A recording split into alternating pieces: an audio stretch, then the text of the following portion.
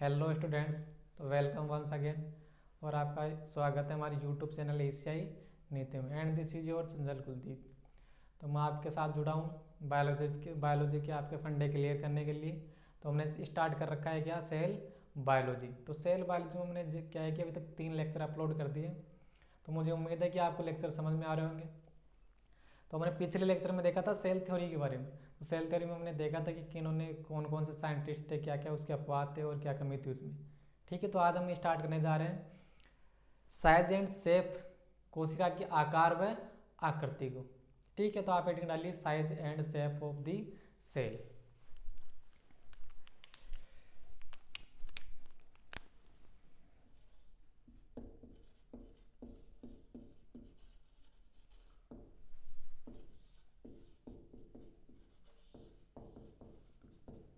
Size and shape of the cell, जिसमें भी हम देखेंगे पहले कोशिका की साइज।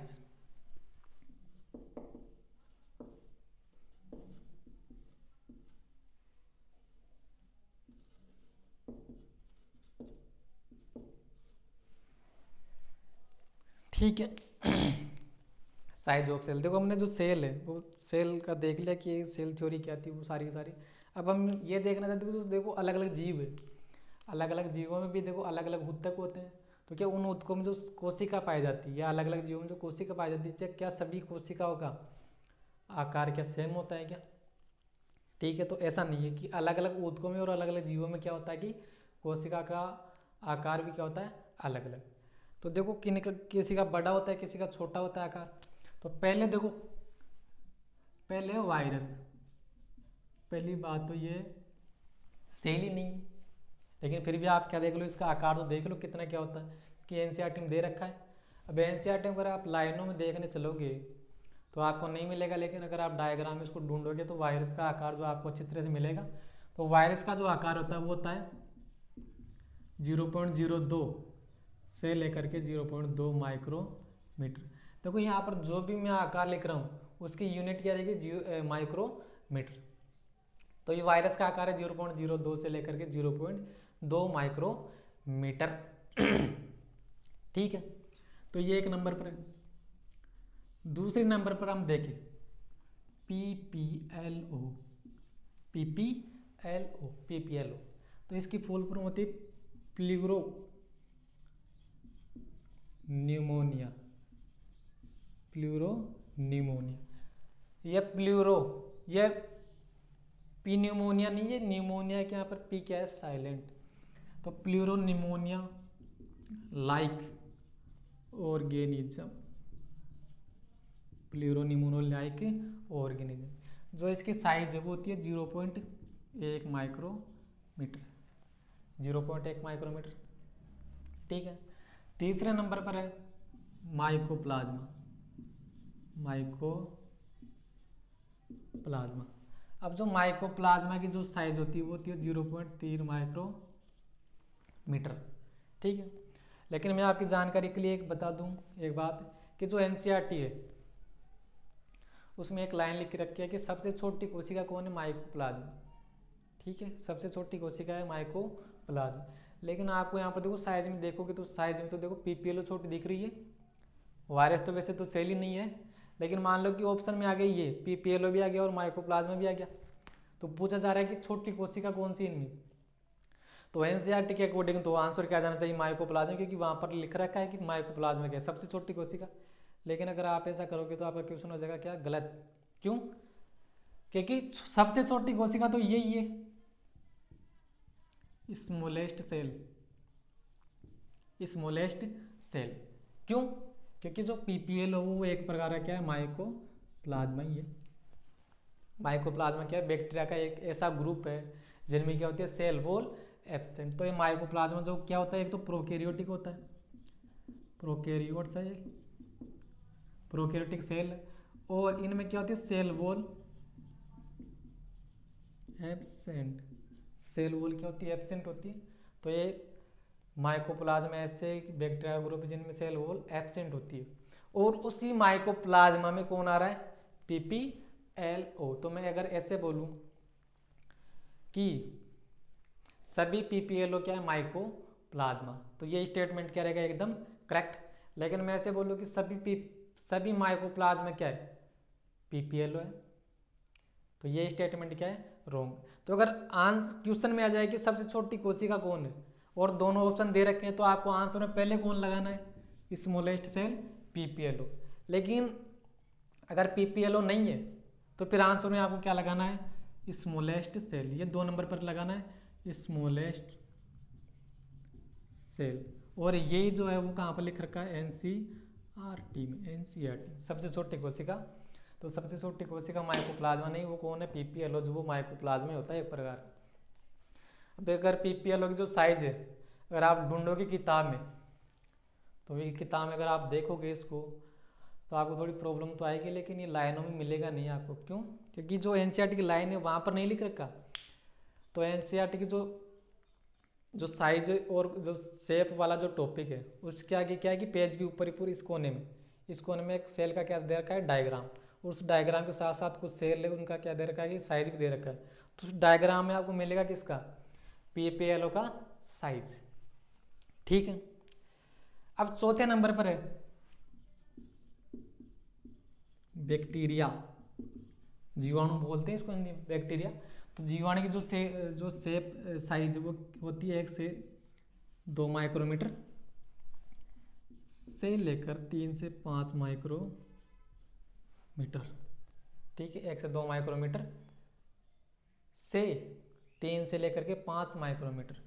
ये क्या है, अब ये देखो मैं आपको बताता हूँ कि जो वहाँ पर लाइनों में तो क्या बता रखा है कि बैक्टीरिया का आकार कितना होता है, 3 से लेकर के 5 माइक्रोमीटर। लेकिन अगर आप उसी डायग्राम को देखोगे जो मैंने आपको बताया कि साइज एंड शेप वाला जो टॉपिक, वहाँ पर एक जो सेल का डायग्राम है, तो उस डायग्राम के छोटे से कोने में लिख रखा है कि प्रारूपिक बैक्टीरिया का आकार कितना होता है, 1 से लेकर के 2। तो अगर बात आए कि प्रारूपिक बैक्टीरिया, टिपिकल बैक्टीरिया की साइज कितनी है, 1 से लेकर के 2 माइक्रोमीटर। अगर ऑप्शन में 1 से 2 माइक्रोमीटर है तब भी ठीक है, और अगर ऑप्शन में 3 से लेकर के 5 माइक्रोमीटर आ रहा है तब भी क्या है, वो ठीक है। ठीक है, तो ये तो बात हो गई किसकी, बैक्टीरिया की। या फिर प्रोकैरियोटिक सेल की बात कर लें, बैक्टीरिया लिख दो या फिर इसको क्या लिख दो, प्रोकैरियोटिक। ठीक है, चौथे नंबर पर आती है eukaryotic cell. Eukaryotic cell, eukaryotic cell का जो आकार है वो होता है 5 माइक्रोमीटर से ज़्यादा, या मान लो आप इसको 5 से 10 माइक्रोमीटर। ठीक है, तो यूकैरियोटिक सेल में ये एक सेल आती है, इसका नाम है आरबीसी, रेड ब्लड सेल। तो रेड ब्लड सेल का भी क्या दे रखा है, आकार दे रखा है एनसीईआरटी में, कितना होता है, 7 माइक्रोमीटर। तो यूकैरियोटिक सेल ये क्या होती है, ब्लड में पाई जाती है, आरबीसी। तो ये तो क्या है, साइज का ऑर्डर है। तो वायरस का कितना है, 0.02 से लेकर के 0.02 से लेकर के 0.2 माइक्रोमीटर। सबसे छोटी कोशिका कौन है, पीपीएलओ। लेकिन अगर पीपीएलओ नहीं तो फिर कौन आएगा, माइकोप्लाज्मा। ये एनसीईआरटी में दे रखा है स्मॉलेस्ट सेल का, इसका खास करके ध्यान रखना एनसीईआरटी में। लेकिन पीपीएलओ भी किसका पार्ट होता है, माइकोप्लाज्मा का। और माइकोप्लाज्मा ऐसे बैक्टीरिया ग्रुप होता है जिनमें सेल वॉल क्या होती है, एब्सेंट। ठीक है, अब ये जो डेटा है बैक्टीरिया का एक जगह तो प्रारूपिक बैक्टीरिया की साइज कितनी है, 1 से लेकर के 2 माइक्रोमीटर। और जो एनसीईआरटी की लाइन है वहाँ पर कितने, 3 से लेकर के 5 माइक्रोमीटर। तो एक तो इसका और इन दोनों का खास करके ध्यान रखना। अब यूकैरियोटिक सेल की बात करें तो यूकैरियोटिक सेल क्या होते हैं कि प्रोकैरियोटिक सेल की तुलना में क्या होती है, बड़ी। तो साइज कितना है, 5 माइक्रोमीटर से ज़्यादा, 5 या फिर 5 से 10 माइक्रोमीटर। या एक यूकैरियोटिक सेल है आरबीसी, उसका साइज भी दे रखा है एनसीईआरटी में, कितना होता है, 7 माइक्रोमीटर। ठीक है, तो आप इसको नोट डाउन करो। तो मैं हट जाता हूँ, आप इसको पोज कर लो।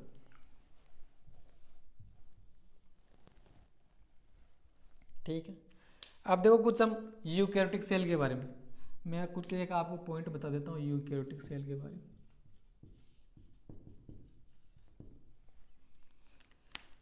यूकैरियोटिक सेल साइज की बात चली रही तो मैं आपको कुछ पॉइंट बता ही देता हूँ। यूकैरियोटिक सेल में जो लार्जेस्ट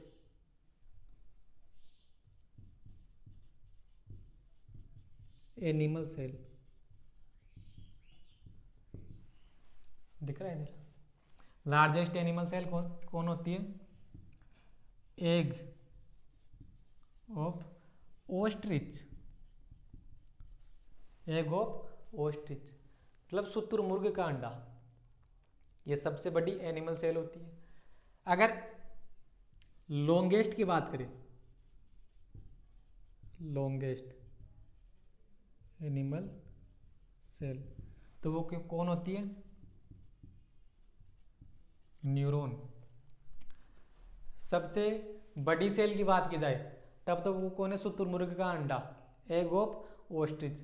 और अगर सबसे लंबी एनिमल सेल की बात करी जाए तो वो कौन है? न्यूरॉन। अब ये तो एनिमल की बात हुई। अगर ह्यूमन की बात करें तो लार्जेस्ट ह्यूमन सेल कौन होती है? एग सेल, अंड कोशिका, ठीक है। और अगर स्मॉलेस्ट ह्यूमन सेल की बात की जाए तो वो कौन है? स्पर्म, सबसे छोटी, ठीक है। तो ये तो एनिमल की बात हुई। तो देखो कुछ प्लांट्स की भी देख लेते हैं कि लार्जेस्ट प्लांट सेल, सबसे बड़ी पादप कोशिका कौन होती है? एसिटा बुलेरिया, एसिटा बुलेरिया, एसिटा बुलेरिया। और सबसे लंबी लॉन्गेस्ट प्लांट सेल कौन होती है? फाइबर ऑफ रेमी, रेमी के तंतु, ठीक है। तो ये कुछ यूकेरियोटिक सेल के बारे में इंफॉर्मेशन है जो आपको याद रखनी है, ठीक है। तो आप उसको नोट डाउन कर लो, फिर मैं इसको रब करता हूँ। तो मैं साइड में हटता हूँ, आप इसको पोज मारो और नोट करो। तो ये आपने नोट कर लिया होगा, तो मैं इसको रब कर रहा हूँ।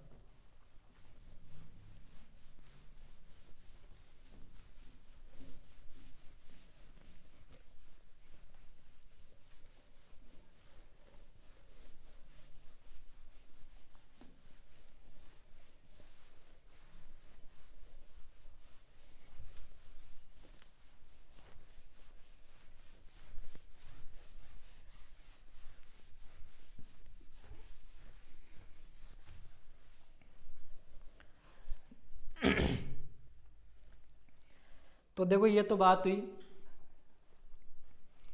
साइज की। तो नेक्स्ट देखते हैं हम shape, shape shape of the cell. लेकिन मैं आपको पहले एक स्टेटमेंट बता देता कि जो कोशिका है उसकी जो आकृति है, वो आकृति उनके कार्य के अनुसार क्या हो सकती है? भिन्न भिन्न हो सकती है, ठीक है। अब भिन्न भिन्न कैसे होते हैं देखो हम समझेंगे आगे। जो कोशिका की आकृति, आकृति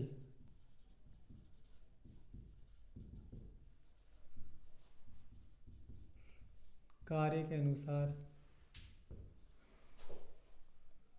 भिन्न भिन्न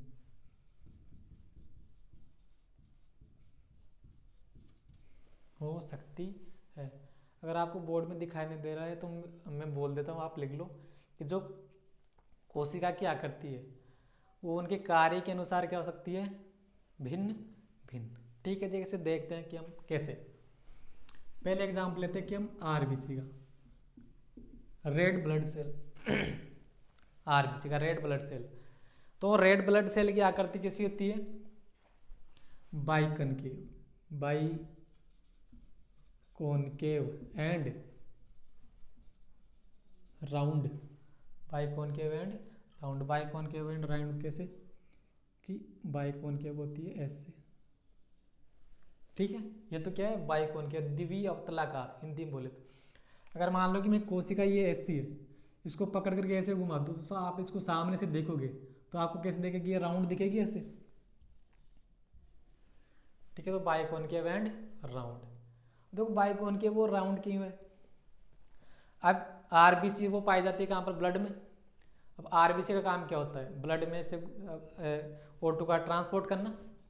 तो O2 का ट्रांसपोर्ट करना है तो देखो जो ब्लड वेसल होती है वो बहुत ही नैरो होती है, तो उन नैरो ब्लड वेसल में से इसको गुजरना पड़ता है। अब नैरो ब्लड वेसल में से गुजरना पड़ेगा तो उसके लिए क्या, इसका क्या होना चाहिए, लचीलापन होना चाहिए। तो इसकी जो बाइकॉनकेव शेप होती है, इस कारण क्या होती है, जो आरबीसी वो कैसी होती है, लचीली। इस कारण ये जो नैरो ब्लड वेसल उनमें से गुजर सकती है। इस कारण इसकी शेप कैसी होगी, बाइकॉनकेव। तो इसका काम क्या होता है, transport of gases, transport of gases, गैसों का परिवहन करना। अब जो दूसरी सेल है वो भी ब्लड में पाई जाती है, डब्ल्यूबीसी। डब्ल्यूबीसी, अगर आप सर्कुलेटरी सिस्टम वाला चैप्टर पढ़ोगे तो आपको पता चलेगा कि जो आरबीसी है उसका दूसरा नाम होता है इरिथ्रोसाइट। अगर आप लिखना चाहो तो पेज के ऊपर ऊपर लिख लो कि आरबीसी का दूसरा नाम क्या है, इरिथ्रोसाइट। और डब्ल्यूबीसी का भी एक और नाम होता है ल्यूकोसाइट। अब डब्ल्यूबीसी जो है उसकी शेप कैसी होती है, अमीबोइड। अमीबोइड मतलब अमीबा के समान, कैसे, ऐसे अमीबोइड। ठीक है, अमीबा की जैसी होती है, ये आकृति। अब अमीबोइड क्यों होती है, क्योंकि डब्ल्यूबीसी का काम में क्या होता है, डब्ल्यूबीसी का काम होता है फैगोसाइटोसिस करना। फैगोसाइटोसिस करना, अगर कोई भी मान लो कि एंटीजन आ रहा है शरीर के अंदर, वो ब्लड में पहुंच गया, तो पहुंचने के बाद उसको जो एनगल्प करने का या फैगोसाइटोसिस करने का, उसका भक्षण करने का काम किसका होता है, डब्ल्यूबीसी का। तो जैसे जैसे अमीबा क्या करता है, स्यूडोपोडिया बना करके किसी फूड पार्टिकल को अंदर ले लेता है ना, उसी प्रकार के से ये जो डब्ल्यूबीसी है वो भी क्या करती है, स्यूडोपोडिया बना करके, स्यूडोपोडिया तो नहीं, ये क्या करेगी, ये जो सेल मेम्ब्रेन वो आगे बढ़ेगी और आगे बढ़ कर क्या कर लेती है, उस एंटीजन को अपने अंदर ले लेती है।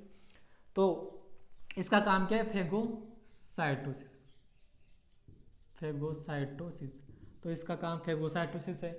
इसके लिए इसकी आकृति कैसी बनानी पड़ेगी, अमीबोइड, अमीबा की तरह। ठीक है, तीसरी सेल है, तीसरी सेल आप बात करो तो ट्रैकिड्स। ट्रैकिड्स, ट्रैकिड्स, तो तीसरी सेल है ट्रैकिड्स। ट्रैकिड्स देखो क्या होती है, एक अगर आप प्लांट एनाटॉमी पढ़ोगे तो प्लांट एनाटॉमी आप पढ़ोगे तो वहाँ पर एक टिश्यू का नाम आएगा, उस टिश्यू का नाम होता है जाइलम। तो जाइलम में 4 प्रकार की कोशिका होती है, तो उसमें एक सेल आती है ट्रैकिड्स। तो ट्रैकिड्स का काम क्या होता है कि जो वाटर और मिनरल्स है उनका क्या करना, ट्रांसपोर्ट करना। अब ट्रांसपोर्ट करने के लिए सेल कैसी होनी चाहिए, नली के समान होनी चाहिए। जड़ों से जल कहाँ पर जाएगा, पत्तियों तक जाएगा, तने तक जाएगा। तो तने तक ट्रांसपोर्ट करने के लिए जो सेल की शेप होनी चाहिए वो कैसे, नली के समान। जैसे नल का पाइप होता है ना, कैसा होता है वो, इसे लंबा सा होता है और इसकी चौड़ाई क्या होती है, कम होती है। ठीक है, इस कारण वो प्रेशर के अकॉर्डिंग जो जल वो ऊपर चढ़ सके। इस कारण जो ट्रैकिड्स है, ट्रैकिड्स इनकी इनकी जो शेप है वो कैसी होती है, इलोंगेटेड। इलोंगेटेड मतलब दीर्घीकृत, लंबी। और काम क्या होता है इसका, transport of water and minerals, water and minerals. ठीक है, अब जो चौथी सेल है, चौथी सेल, चौथी सेल है न्यूरॉन। न्यूरॉन, अब न्यूरॉन या नर्व जो सेल आपने देखी होगी, जो नर्व सिस्टम उसकी जो शेप होती है वो कैसे लंबी होती और उससे शाखाएं निकली रहती है, जैसे डेंड्रोइड्स। ऊपर तो क्या रहती है, डेंड्रोइड्स, और नीचे सिनेप्टिक वेसाइकल। तो एक तो किसी होती लॉन्ग होती और एक ब्रांच्ड, लॉन्ग एंड ब्रांच्ड। क्यों, क्योंकि इसका काम ही क्या होता है, इम्पल्स कंडक्शन करना। इम्पल्स को एक जगह से दूसरी जगह पर भेजना। तो अगर इम्पल्स को एक जगह से दूसरी जगह पर भेजना है तो सेल को क्या होना पड़ेगा, सेल को क्या होना पड़ेगा, लंबी होना पड़ेगा, जिससे सिग्नल को एक जगह से दूसरी जगह तक वो भेज सके। तो ये 4 सेल हो गई। 4 के बाद में देखो 5वीं जो सेल है उसका नाम है मेसोफिल। मेसोफिल पर्ण मध्योतकी कोशिका है, हिंदी बोलते हैं इसको पर्ण मध्योतकी कोशिका। किन में पाई जाती है, लीफ में पाई जाती है, और लीफ में पाई जाती है। तो इसमें क्या होता है, फोटोसिंथेसिस, और फोटोसिंथेसिस के बाद में बनती क्या है, ग्लूकोज। लेकिन उसको स्टोर किसके रूप में किया जाता है, स्टार्च के रूप में। ठीक है, तो जो मेसोफिल सेल है उनका काम क्या होता है, फूड स्टोरेज करना। अब अगर कोई सेल फूड स्टोरेज करेगी तो उसकी साइज कैसी होगी, सॉरी शेप कैसी होगी। अगर कोई मोटा व्यक्ति है तो मोटा व्यक्ति कैसा था, गोल मटोल होता है, क्योंकि उसके अंदर क्या था, फैट का स्टोरेज रहता है। तो अगर किसी भी सेल में अगर आप स्टोरेज करते जाओगे तो वो सेल फूल करके कैसे हो जाएगी, गोल हो जाएगी। ठीक है, जो मेसोफिल सेल है उसका काम क्या था, फूड स्टोरेज करना। इस कारण उसकी जो शेप है वो कैसी होती है, राउंड। राउंड लिख दो या फिर इसको कैसे लिख दो आप, ओवल शेप, अंडाकार। अंडाकार क्यों, क्योंकि इसका काम क्या होता है, फूड स्टोरेज करना। ठीक है, फूड का स्टोरेज करना। तो ये कितनी सेल होगी, 5। और आखिर में कोलमनार इपिथेलियम, कोलमनार इपिथेलियम। ठीक है, तो कोलमनार जो इपिथेलियम है, अब देखो जो उपकला, ये कोलमनार, अगर आपने एक एनिमल टिश्यू करके एक चैप्टर है, ठीक है, वहाँ पर आप पढ़ोगे जो इपिथेलियल टिश्यू होता है उसके भी अलग अलग प्रकार होते हैं। तो इसका मेन काम होता है प्रोटेक्शन करना। तो प्रोटेक्शन करने के लिए देखो सेल कैसी होनी चाहिए, टाइटली बाइंड होनी चाहिए, एक दूसरे के पास सटी रहनी चाहिए। ठीक है, तो इसका काम क्या होता है, प्रोटेक्शन करना। और प्रोटेक्शन करने के लिए ये कैसी होती है, लॉन्ग होती है, लॉन्ग एंड नेरो, लेरो। क्यों, काम क्या है इसका, मेनली प्रोटेक्शन प्रोवाइड करना, प्रोटेक्शन प्रोवाइड करना। तो ये क्या है, शेप है कोशिका की। तो आप इसको नोट कर लो, मैं साइड में हट जाता हूँ, आप इसको पोज मारो और नोट करो। ठीक है, तो आपने इसको नोट कर लिया होगा पोज करके। तो हमने देखो ये आज क्या देखा, आज सेल की पहले तो साइज देखी कि कोशिका जो अलग अलग कोशिका होगा साइज भी क्या होता है, अलग अलग होता है। और उसके बाद में क्या देखा, शेप। जो कोशिका की आकृति है ना उसके कार्य के अनुसार क्या होती है, भिन्न भिन्न होती है। देखो हमने देखा ना, कार्य अलग अलग है तो उनकी आकृति भी क्या है, अलग अलग है। अब अगर मैं आपको बताऊं कि अगर आप नेट के लिए देखो, नेट के लिए क्या बताया जाता है कि बायोलॉजी में एनसीईआरटी क्या होती है। एनसीईआरटी सभी पूछेगी कि लगभग लगभग 75 से लेकर के 80 क्वेश्चन कहाँ से आएंगे, एनसीईआरटी से। लेकिन उसको भी पढ़ने का एक तरीका होता है। तरीका देखो मैं आपको कैसे बताऊं कि अगर आप ये सिर्फ एनसीईआरटी की लाइनें पढ़ रहे हो तो एनसीईआरटी की लाइनों में आपको ये कहीं पर मिलेगा ही नहीं। आप ढूंढते रह जाओगे मेसोफिल जो सेल है। आप अगर सेल बायोलॉजी का चैप्टर पढ़ोगे तो आप पूछोगे कि तो हमें तो ये लिखा हुआ कहीं पर मिला या नहीं कि मेसोफिल सेल का आकार अंडाकार या राउंड शेप होता है। तो लिखा हुआ कहीं पर नहीं है। डायग्राम दे रखा है एक, तो डायग्राम में 5 से सेल है, वहां पर उनके नीचे लिख रखा है इसका सेल अंडाकार होता है, इसका सेल लंबी होती है, साकित होती है। अगर आपको नीट क्रैक करना ही है तो उसके लिए आपको एनसीईआरटी का कतरा कतरा भी खेड़ देना है। सिर्फ पेज नंबर को छोड़ करके जो भी कुछ एनसीईआरटी में वो सब कुछ आ सकता है, सब कुछ। ठीक है, तो आपको सिर्फ लाइनों को नहीं पढ़ना है, आपको एनसीईआरटी को समझते चलना है। क्योंकि जो वो एनसीईआरटी की लैंग्वेज है वो बड़ी बड़ी टिपिकल लैंग्वेज है। ठीक है, तो मुझे उम्मीद है कि आपको आज का लेक्चर समझ में आया होगा। तो अगर आपको वीडियो अच्छी लगी तो वीडियो को लाइक करें और चैनल को सब्सक्राइब करें। तो हम कोशिश करते हैं कि आपको भी आगे भी ऐसे ही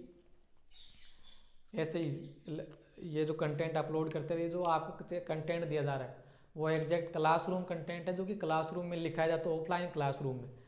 लेकिन दिक्कत क्या है कि अंतर आ जाता है कि ऑफलाइन और ऑनलाइन, अगर कुछ कि ऑनलाइन पर तो अगर आपको कंटेंट अलग दिया जाता है और ऑफलाइन पर अलग कंटेंट अलग दिया जाता है। लेकिन मेरी कोशिश है कि जो कंटेंट आपको ऑफलाइन क्लास में मिलता है वही कंटेंट आपको ऑनलाइन क्लास में भी मिले। और आप जैसे मैं लेक्चर अपलोड करता हूँ तो उसी के साथ साथ आपको देखना भी है और उसी के साथ साथ आपको उसको नोट भी करना है। ऐसे नहीं लेक्चर को आज देखा और उसको परसों नोट कर रहे हैं। और ऐसे भी नहीं होना चाहिए कि लेक्चर देखते हो आप, खाना खाते हुए लेक्चर देख रहे हो, चाय पीते पीते लेक्चर देख रहे हो। अब सर्दियों का टाइम आ गया तो आप क्या बिस्तर में लेटे हुए और लेटे लेटे लेक्चर देख रहे हो, तो ऐसा नहीं होना चाहिए।